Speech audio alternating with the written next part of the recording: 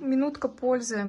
Я не знаю, каким образом обрабатываете вы воротник со стойкой. Я расскажу о том, как это делаю я. Перед тем, как приколоть одной стороной стойки к рубашке, к горловине, я по той стороне, которая будет у нас закрывать припуск, то есть окончательная, да, строчка, которая внутри находится, я прокладываю по этой строчке, вот она у меня с этой стороны получается, строчку разметку на 0,9. Вот максимально возможно, чтобы это было 0,9, потому что ширина припуска это 1 сантиметр. И так как будет перегиб, миллиметрик со строчкой уйдет как раз туда. Сейчас проложу строчку, расскажу дальше. Так, вот я проложила строчечку. Сейчас весь этот шов нужно пойти и обязательно его приутюжить. После этого я размещаю рубашку лицом к себе, то есть лицо спинки смотрит на меня и лицо полочек точно так же смотрит на меня. И размещаю стойку, то есть вот я ее вывернула, я ее отутюжила. И той стороной, где у нас наоборот нет разметки, я совмещать начинаю с этой стороны по всем надсечкам, контрольным меткам. Вот смотрите, опять же таки, вот она центральная. Вот она у нас идет на плече. Все, то есть у нас замечательно совпадает. Прикалываю и притачиваю стойку к рубашке. Вот я приколола. И сейчас с припуском в 1 сантиметр буду притачивать. Вот строчка. Строчка выполнена. После этого я иду и приутюживаю этот шов. Далее следует оценить материал, с которым вы работаете. Иногда я срезаю излишек припуска на 0,5 и 0,7. Иногда оставляю таким, какой он есть, в 1 сантиметр. Далее, после этого этапа, я заутюживаю припуск на внутреннюю сторону стойки, то есть вверх, вот туда. Вот стойка, вот воротник, вот шов притачивания стойки со спинкой и с полочкой. Вот сейчас мы здесь приутюживаем только этот шов. Вот у нас строчка-линейка. А после этого аккуратненько, я обычно пользуюсь колодкой универсальной, этот шов я буду заутюживать вовнутрь. И в очередной раз мне пригодилась моя самодельная подушечка для ВТО. Вот так вот все здесь замечательно у меня располагается. Попробовала на колодке без нее, и сразу же пошли заломы. Очень неудобно было, потому что она у меня такая, ну я вам ее показывала, она у меня жесткая, дерево, деревяшечка. А здесь опилочки подвижные, можно формировать окат необходимый, ну то есть формировать форму. Вот, и поэтому здесь вот так вот аккуратненько я выкладываю все зонально, то есть маленькими зонами, и вот буду двигаться. Отутюжу сначала здесь, а потом переверну и еще пройдусь с лица. Напомню, что у меня это макет, поэтому здесь никаких клеевых еще нет.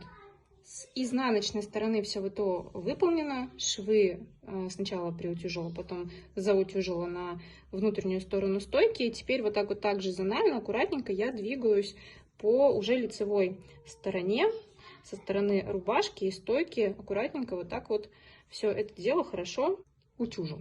Ну а сейчас покажу прелести вот этой строчки разметки, для чего она вообще была нужна. То есть все ВТО я сделала с внешней стороны. Сейчас суть такая, то что этот припуск можно даже не заутюживать, потому что сама строчка будет вам прям помогать обратить ее в подгибку, направить ее в подгибку. И сейчас я вручную приметаю вот с небольшим перекатиком, то есть внахлёст, чтобы закрывалась вот эта вот строчка, и чтобы вся сметочная линия попадала в канавку, как, собственно, и потом строчка окончательная.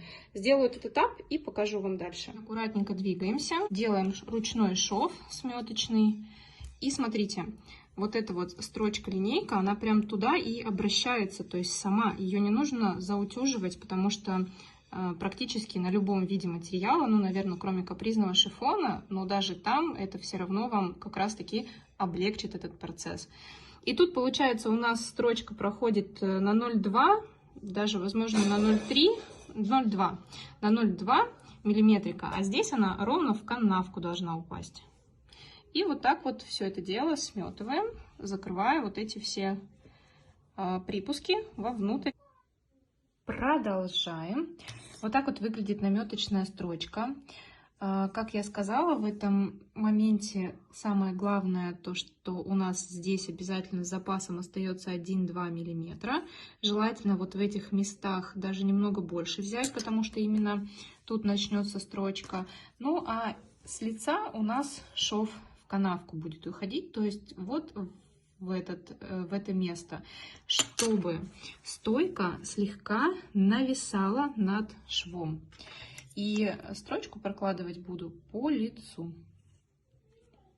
Наши движения за машинкой. Конечно, у вас будет 2 руки, а не 1. Что мы делаем? Мы ведем строчку строго в канавку. И при этом не бойтесь отодвигать уже притаченную стойку. То есть вот так вот себе расчищать дорогу. И главное не прокладывать шов в саму стойку, то есть строго под стойку, в канавку. И вот по итогу, что у меня получается. Я сейчас уберу сметочный шов, вот этот, еще сделаю ВТО. И таким образом ВТО сделаю с небольшим перекантиком, так, чтобы стойка нависала, то есть закрывала вот этот шов. Это получается лицо. Вот видите, нужно постараться, чтобы этот шов увидеть, поймать. А с изнанки у нас вот такая картинка. То есть на 2 миллиметрика вся стойка вот так вот у нас притачена. Следите внимательно за вот этими моментами. Начало строчки обычно вот тут вот бывают небольшие проблемы. Можно не захватить вот этот вот самый маленький кусочек. Или напротив, что-то оттуда вылезет. Нужно быть внимательными. Напомню, что я работаю с бязью. Вот, на сорочечных каких-то рубашечных тканях, да и вообще тканях, которые подходят более лучше для уже изделия вашего конечного, все это еще аккуратнее будет смотреться, чем просто на бязе. Смотрите, теперь делаю с изнаночной стороны ВТО, делаю швы максимально плоскими вот в этих местах. Опять же, удобно использовать вот такую тяжельную подушечку. Вот у нас шов внутри, на изнанке на 1-2 миллиметрика. И получается дальше я утюжу уже с лица. Стараюсь при этом сделать перекантик на сам шов. То есть чтобы шов максимально возможно закрыть вот эту вот канавку. Ну его в принципе и так не видно. Ну и покажу, как я работаю с этой зоной при ВТО. Это личные наработки, личные наблюдения. Чтобы сделать перекантик ВТО на эту сторону, я вот тут уже на самом деле сделала и подумала о том, что все-таки запишу этот узел. Как я работаю? Я размещаю вот именно таким образом к себе воротник и стойку. И получается вот такими перекатывающими туда движениями, чтобы стойка нависла над швом, вот этим краем утюга с паром я вот так вот прорабатываю только вот эту часть. Прошу заметить, что не нужно делать кончиком острым, чтобы не было каких-то перепадов таких зигзообразных. А что это делать нужно просто вот этой плоской частью вот туда. И получается, что вот смотрите, видите, шов полностью закрыт стойкой. Если мы сравним вот тут начало, где я еще этого не сделала, здесь все-таки шов видно, а вот тут уже нет. Таким образом обработана моя стойка у рубашки. Это изнанка, это лицо. По вашим просьбам я соберу весь этот материал из сторис и размещу в ленту. Не забудьте поблагодарить меня и поддержать комментариями. Можете это сделать уже сейчас.